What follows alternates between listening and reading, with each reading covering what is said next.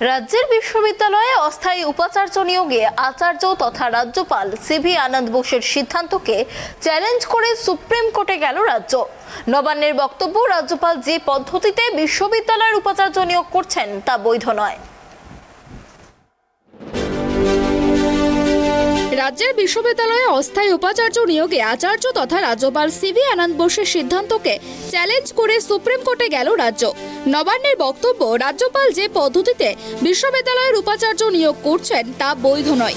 রাজ্যের উচ্চশিক্ষা দপ্তর বা শিক্ষামন্ত্রীর সঙ্গে কোনো আলোচনা ছাড়াই উপাচার্য নিয়োগে এককভাবে সিদ্ধান্ত নিয়ে চলেছেন আচার্য।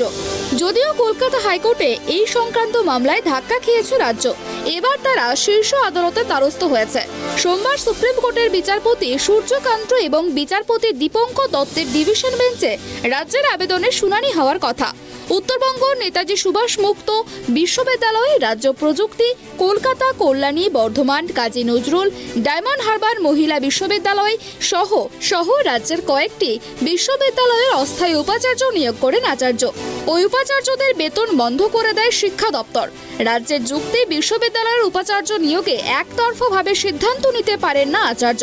পশ্চিমবঙ্গ বিশ্ববিদ্যালয় আইন এবং বিশ্ববিদ্যালয় মঞ্জুরি কমিশন অর্থাৎ ইউজিসির নিয়ম মেনে ওই নিয়োগ করা হয়নি।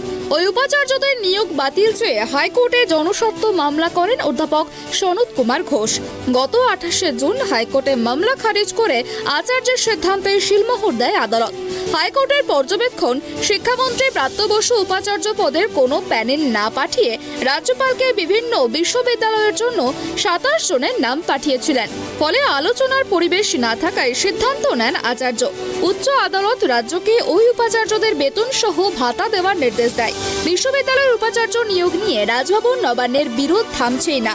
হাইকোর্টের ওই রায়ের পরে আরও কয়েকটি বিশ্ববিদ্যালয়ে অস্থায়ী উপাচার্য নিয়োগ করেন রাজ্যপাল। সম্প্রতি এই নিয়ে আচার্যের ভূমিকায় সমালোচনা করেন মুখ্যমন্ত্রী মমতা বন্দ্যোপাধ্যায়। এবার রাজ্যপালের সিদ্ধান্তের বিরুদ্ধে সুপ্রিম কোর্টে গেল রাজ্য। Bureau report, tribe TV.